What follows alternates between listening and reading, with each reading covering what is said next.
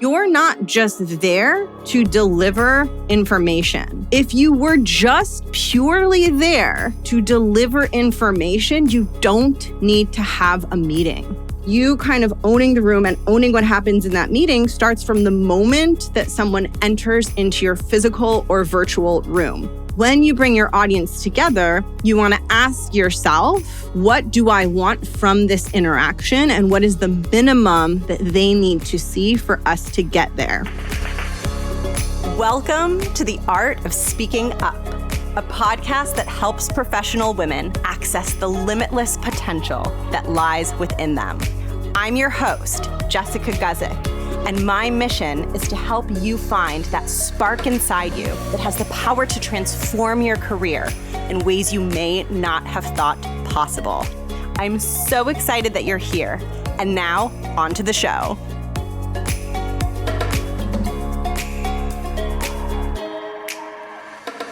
Welcome to the podcast. Thank you so much for tuning in. My name is Jess. I'm the host and creator of the Art of Speaking Up podcast.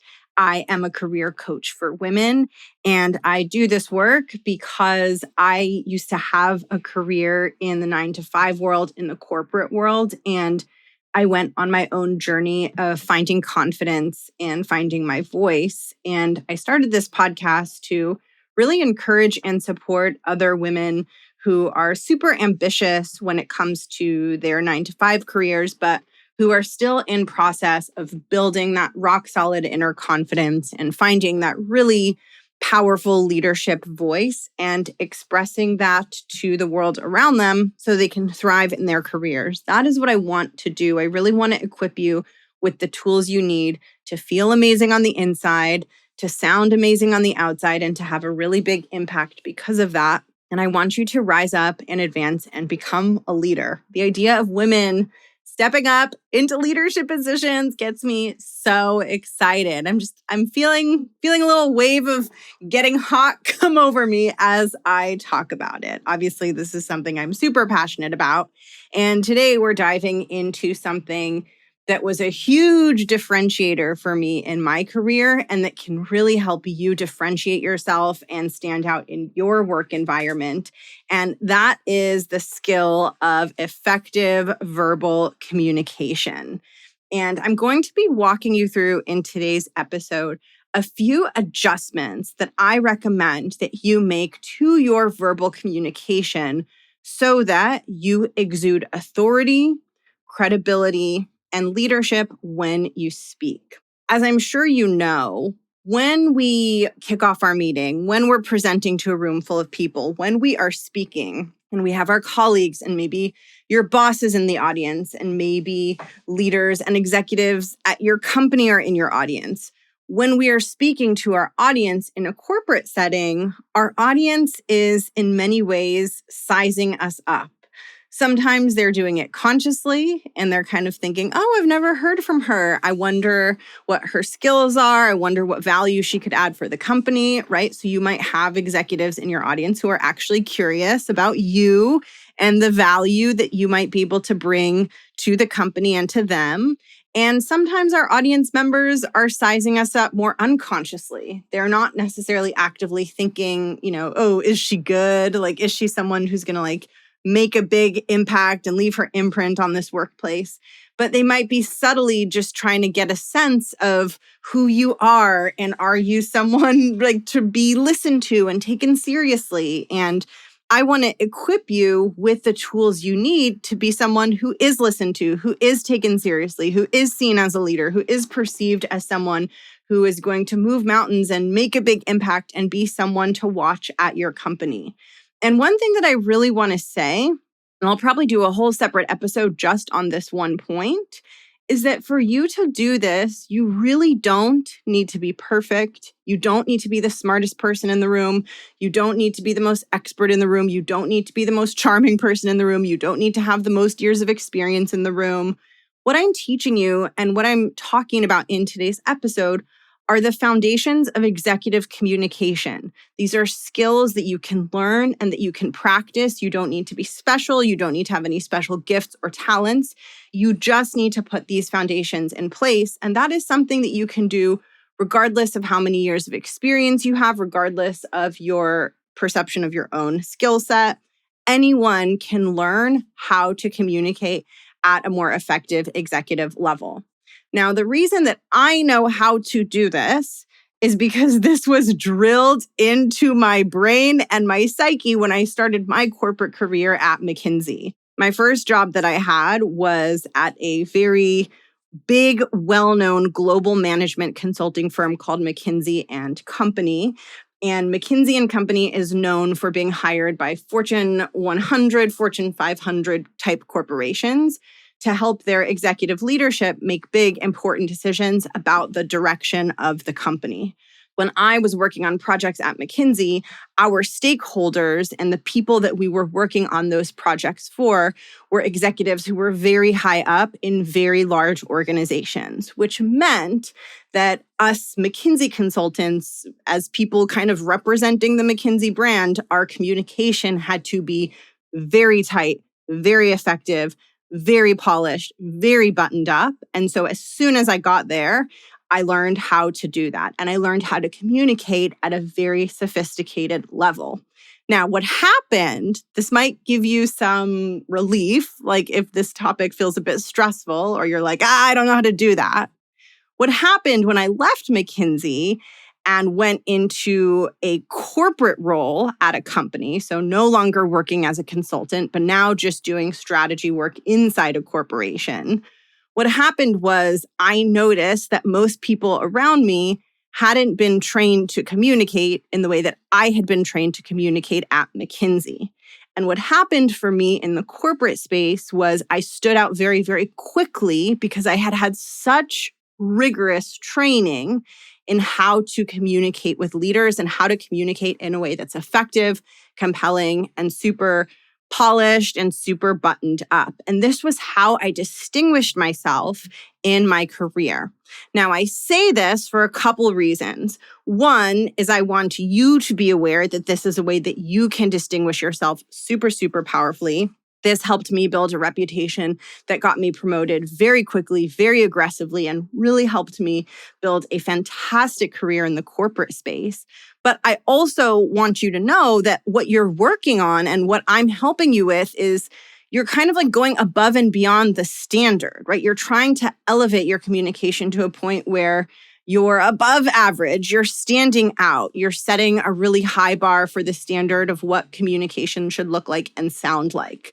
So I just want to level set that you're stretching into something and that you're trying to become the best of the best. And that's probably going to put you at a communication level that is maybe above the expectation at your company, which I think is a great thing because then you really start to stand out. That's what happened with me. So what I'm going to be walking you through are 3 tweaks that I want you to make. And I'll explain a little bit of context behind each one and give some suggestions to help you understand it and apply it. So I'll give you an overview of the 3 tips, and then we'll talk about each one of them. And these are all things that I learned to do back in the day when I worked at McKinsey, and these are things that I brought with me into my prior corporate positions. Here's what they are. Number 1, you want to control the room through the way that you communicate with your stakeholders. Number 2, instead of speaking about your work, you want to speak about the business. And number 3, you want to focus on quality over quantity. So let's start with number 1, which is control the room. There are different ways that you can communicate when you're running a meeting or talking to your audience.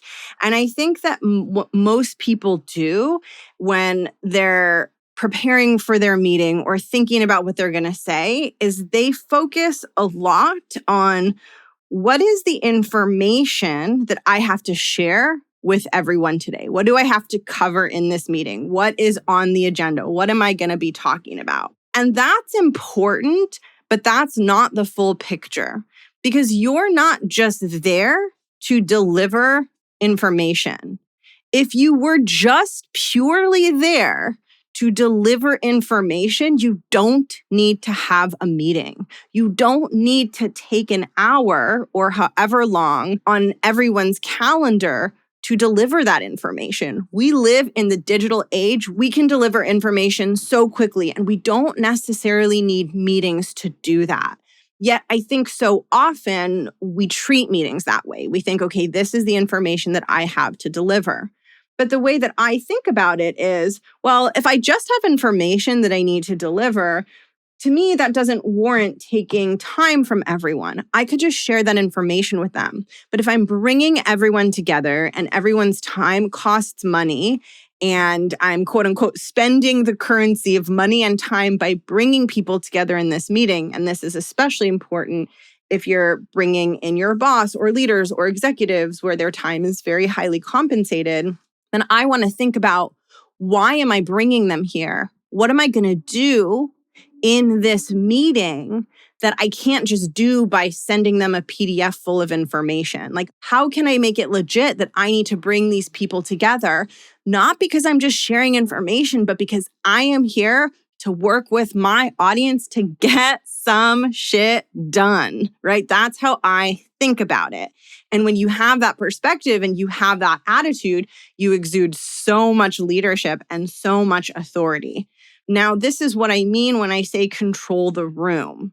If you're in this frame of mind of, I'm not just here to give you information because I could just email you the information, but I'm here to get things done, then what that means for sure as the person running the meeting is I need to make sure that this meeting runs effectively. And I need to make sure that we all get what we came for, which means I need to be in charge. I need to make sure things go as planned so that I can deliver what I want to deliver in this interaction. And when you get into that headspace of like, I need to make sure this goes as planned, I'm going to deliver what I want to deliver in this interaction, one of the things that you need to make sure you're doing in order to succeed in that is you have to control the room. Because if you're not in control of what's happening in the room, then how are you going to get the most out of that time, right? How are you going to really push the needle forward in this hour-long interaction that you're bringing all of these stakeholders together for? So your goal is to control the room. Now, when you are controlling the room, there's a couple of pieces that I think about as part of that. One is you're actually controlling the room. You're directing the conversation. You're telling your audience what you need from them. But the second piece is you're also subtly conveying to your audience that you're in charge and that you will be setting the direction, that this is your meeting, that you're on top of it, and you're going to make sure that it's flowing forward in the way you intended it to. This means that from the moment people join your meeting, there is no ambiguity and there is 100% absolute clarity that you are in charge. The way that you do this is as soon as people join, you greet them, you welcome them into your space, you let them know when you're going to officially kick off the meeting. You can't just let people join and the meeting is silent, right? You can't just have people wondering, are we starting? Are we not starting? What's going on? Already, if that's happening, you've lost control of the room. So you kind of owning the room and owning what happens in that meeting starts from the moment that someone enters into your physical or virtual room. Which means if I'm running a meeting and I'm in charge and I'm going to get a lot out of it, I'm going to think before I get on that meeting, I'm going to think to myself, okay, probably not everyone's going to join right on time. People are going to be late. I'm going to start at 5 after the hour, no matter what. As people join, I'm going to let them know that that's exactly when the meeting is going to start. And then right away, people hear you say that and they know like, hey, she's in charge. And also this bitch is serious. Like she's not messing around. She has things to get to. We know when we're starting. Okay, cool. Versus contrasting that with people are joining and you're not starting and nothing's happening. And everyone has question marks in their mind, right? So we don't want our audience to have question marks. We want our audience in their mind to be thinking, oh, she's got this. All right, she's taking care of us. Cool, I better pay attention. She sounds serious. So that's the first way you control the room is at the moment that people join, you establish your authority by letting them know exactly what to expect over the next few minutes and exactly when you're going to get started. Now, you can still make small talk and interact with your audience. You don't have to be militaristic, but you can't just leave it open-ended, right? Like you have to establish what's going to happen and you have to establish that you're in charge. Now, the other way that you control the room, and this is really important, this is something that I teach inside the Art of Speaking Up Academy, is you have to tell your audience what to do in your meeting. You have to tell them exactly what you need from them. When your audience joins a meeting, especially if they're leaders, if they're busy executives, they have no idea. They have no idea and no context for what is about to happen. They don't know if they're expected to interact in your meeting. They don't know if you need an opinion from them. They don't know if this is the kind of meeting where we're going to be interacting or workshopping, or the kind of meeting where you're going to be walking them through information. When you bring your audience into a meeting, there's always a reason, right? Like I mentioned before, you could have just emailed them the PDF or the PowerPoint document. Why did you bring them here? Maybe you brought them because you want to have a discussion with them. Maybe you brought them because you need to get approval from them. Maybe you brought them because you want to create a deliverable with them live in the meeting. But I really want you to think about, why did I bring them here and not just send this information to them? And what is it that I need from them? And what form of interaction do I want from them? And how can I make that super clear to them? This not only helps your meeting be way more effective, but it does what I was alluding to earlier, which is it communicates to your audience, I am in charge. I am running this. I am not just here to walk you through 17 PowerPoint slides. I am here to get something done, and this is how I'm going to get it done, and this is how you're going to help me. The energy that you exude and that's created in your meeting is completely different when you take this approach.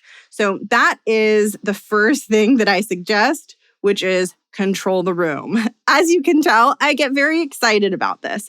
One of the reasons that I get excited about this is because these communication skills at their core, their deepest core, are leadership skills. What I'm helping you do is get out of an individual contributor mindset and into a leadership mindset, and making sure that your actions and your communication style is congruent with that.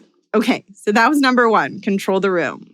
Number two is more about the actual content you're sharing in the meeting, right? So number one, control the room, was more about process, power dynamics, your role in the room. So number two is much more about the actual information you share in the meeting. So number two is don't speak about your work, speak about the business. Here's how I think about this. Your work is a microcosm of something bigger. It's a slice of the overall pie that represents the business operations and objectives of your company. One really easy way for us to think about this, a really simple analogy for this, the company is the forest and your work and what you're doing is a tree. And typically, when we're very focused on our own work, we proverbially lose the forest for the trees, because that's what we're there to do, right? Like, you're hired in your role not to run the whole company. Like, you're hired in your role to focus on a specific tree. So then it makes sense that when you bring stakeholders together, you might say something like, I'm excited to walk you through my project.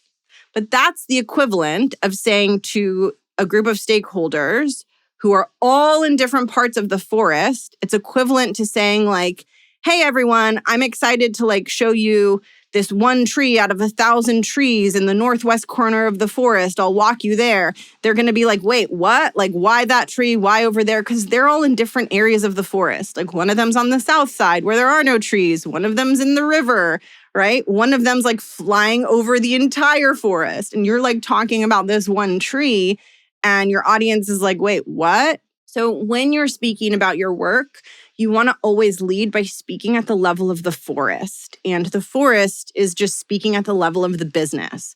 So instead of opening your meeting by saying, Hey everyone, I'm excited to update you and work with you on developing our timeline for this project. You want to open with something about the business, something about the forest. So maybe something like, as you know, as a company, we've been focused on revenue growth this quarter, and I've been contributing to that through this project. That's why I'm excited to walk you through it and to develop it with you today, because it is ultimately going to help us with that objective.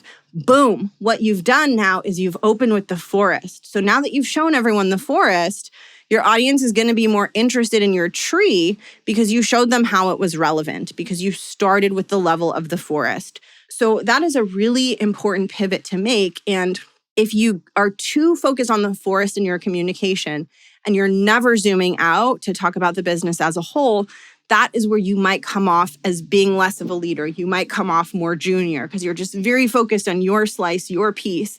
And of course, you should be in a way because that's what you're hired to do. But when it's time to share it with leaders, with other teams, with executives, with other audiences across the company, you have to remember that your corner of the forest is unfamiliar to them. And in some ways, it's uninteresting to them. And I don't mean this in a harsh way, but I mean this in a way of like, they're interested in their part of the forest, right? So you need to get them interested in your part of the forest by zooming out and talking about the whole forest and then directing them to your tree. I hope that forest and tree analogy makes sense. I really like it. I'd be curious to hear what you think. So the last adjustment you want to make a very strong impression when you are communicating verbally is you want to focus on quality over quantity. And I think that on some level, we all know this is true. This is not the first time you've heard quality over quantity. I think we've been hearing this our whole lives, right? But yet, so often, when you're deciding what you're going to share with your audience, you just think about, well, what is everything that I have to tell them? I have to tell them this, then I have to tell them this, and I have to tell them this, and I have to tell them this. That is not an effective way to structure what you are going to share, especially if you will be speaking to leaders and executives. Instead, what you want to do is you want to work backwards based on what you want to accomplish in the room with them. And then you want to share the minimum amount of information required to get them there. So let's go back to the very high-level example I shared before about showing them your project plan that's going to help grow revenue. Now, your project plan might have 10 different parts to it. There might be a timeline, there might be a budget, there might be a working team, there might be a few phases of work. Like you might have lots of things that are part of your project. But when you bring your audience together, you want to ask yourself, what do I want from this interaction? And what is the minimum that they need to see for us to get there? So let's say with this project, your goal is to get approval from the leaders of all of the different teams who will be involved in your project. Your goal is to get approval. So then you want to ask yourself, what do they need to know about this project in order for them to feel comfortable approving it? Well, first, they need to know the benefits. They need to know why it's important because I'm probably making an ask from them. So I'm going to lead with what's exciting and valuable about this project. Second, they probably need to understand the expectations, what will be required, what the execution will look like, what the risks are, so that they can get comfortable opting into it. Then I also want you to ask yourself, what do they not need to see, right? Oh, maybe they don't need to see like the granular details of like week 2 of phase 1. Maybe that can go into the appendix. What else do they not need to see? Maybe they don't need to see the recap of the last time we did this project because it's not really helpful in moving us forward to make a decision, right? So you really want to pare down and think about, like I said before, you're bringing people together for a reason, for a purpose. And everything that you share with them, every slide, every piece of context, every piece of information should be serving that purpose. When in doubt, if it doesn't feel like it's helpful, if it doesn't feel like it's getting you to the outcome that you want to get to with your audience, Put it in the appendix. You can have it in the back. Maybe someone says, hey, I want to see what's happening on week 2 of phase 1. Wonderful. I have an appendix page on that. Let's go check it out together. But what most people do is they don't think about how can I work backwards from the results I want to get and keep this as simple, as streamlined as possible. They just think, here are all the things I have to share with everyone, and they share a hodgepodge of information. And I want you to think about these 3 suggestions that I'm making, and I want you to think about how they work together in combination. So let's run through an example. This is judgment-free. This is just so we can learn. Let's run through an example of when I don't do these 3 things, what that might be like for my audience versus when I do these 3 things. So let's start with the example of when I don't do these 3 things. I want you to imagine the audience comes into a meeting, and let's just say this is Bob's meeting. Bob is doing this terribly. Bob has not mastered these skills. So the audience comes into Bob's meeting, they enter into Bob's Zoom room, and Bob is silent. And people are joining, and everyone's looking around and wondering, when is this meeting going to start? At like 4 or 5 minutes after the hour, Bob starts speaking, and everyone's already feeling a little disoriented because the beginning of the meeting felt messy. And Bob immediately dives into something that no one has any idea what it is. And he's projected the slide, and he's talking about it, and he's getting into it, and half the room is confused. No one knows exactly why they're there for the meeting.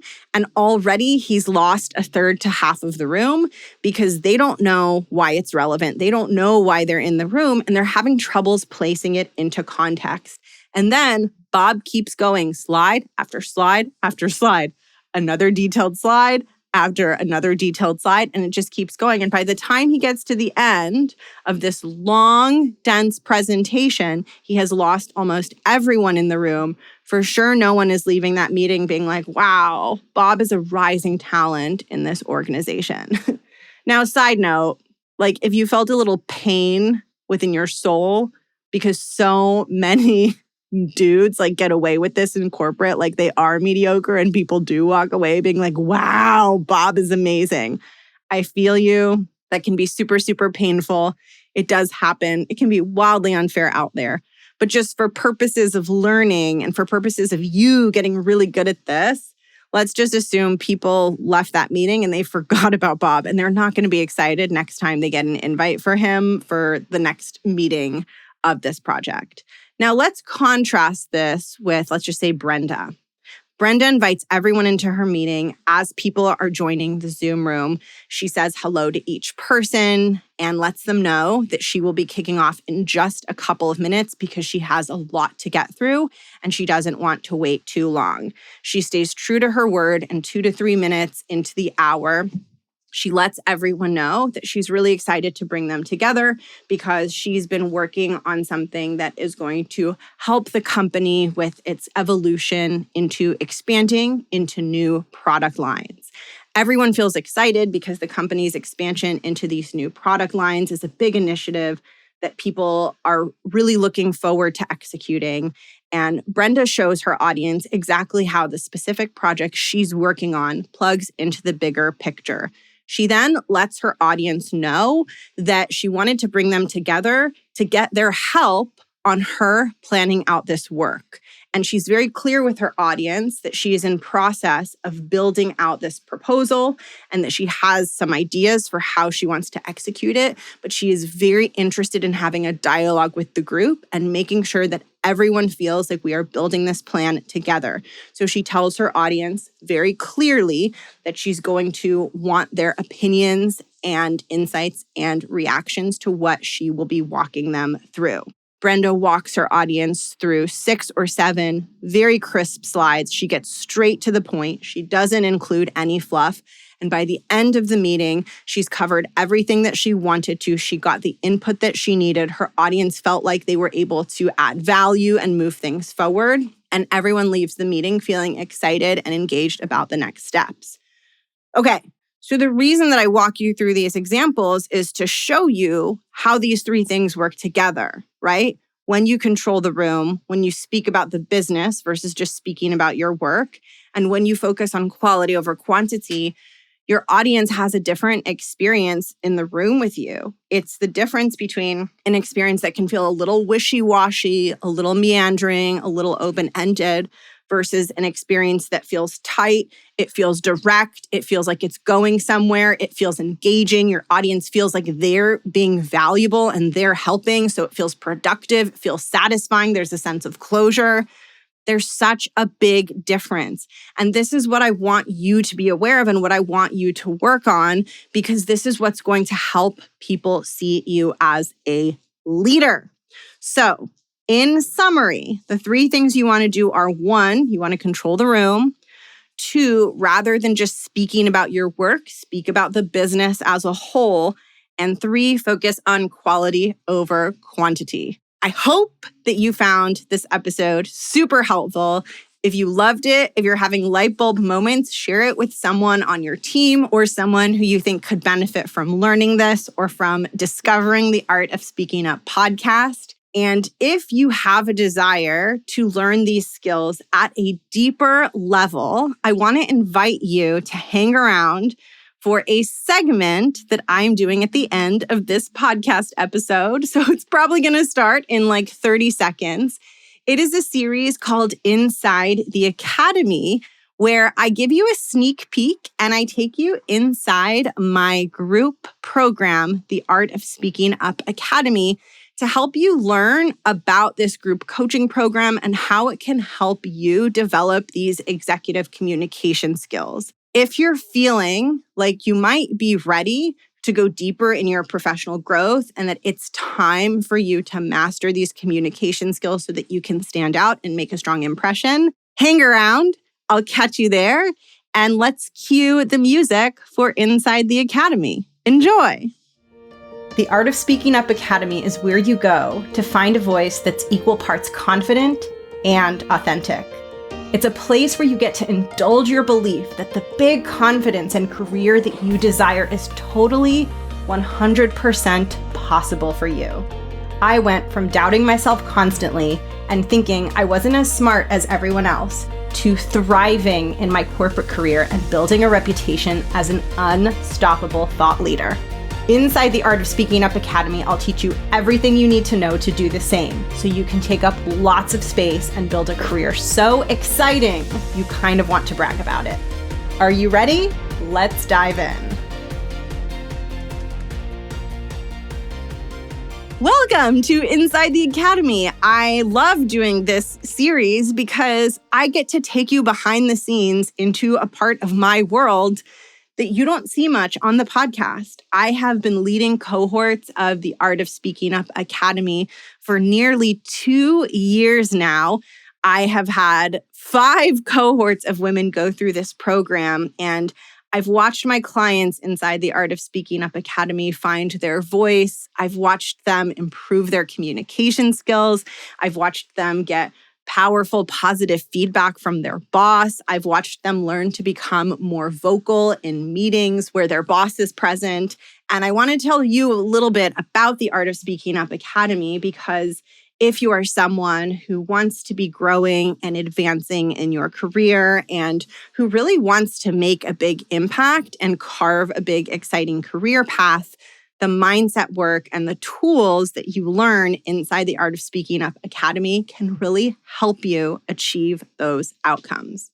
So I'm going to give you some super high-level context about what the Art of Speaking Up Academy is, and then I'm going to deep dive into one specific part of the Art of Speaking Up Academy, which is the part where I teach you the foundational skills of executive communication. So at a high level, the Art of Speaking Up Academy is a group program. It is 6 months long. It is an intimate group, so it is always capped at 10 women max. And it is designed for women who have a corporate or 9-to-5 career, who are ready to elevate their communication, and who also want to build confidence from the inside out. So the Art of Speaking Up Academy is not solely focused on communication skills, although that is a huge part of the program curriculum, but it is also equally focused on mindset work so that you can grow your confidence as you grow your communication skills. I want you to have both because when your confidence is strong and your communication skills are sharp, you not only know how to speak in a way that's going to land very powerfully with your audience, but you have that inner fortitude to exude confidence when you speak, to give off an energy of authority, an energy of I know what I'm doing, an energy of I'm super confident in this material. That comes from you learning to feel confident inside, and mindset is how we do that inside the Art of Speaking Up Academy. The Art of Speaking Up Academy is a curriculum-based program where we go through 4 phases of learning. Phase 1 is focused on self-confidence. Phase 2 is focused on executive presence. Phase 3 is focused on executive communication. And phase 4 is focused on assertiveness.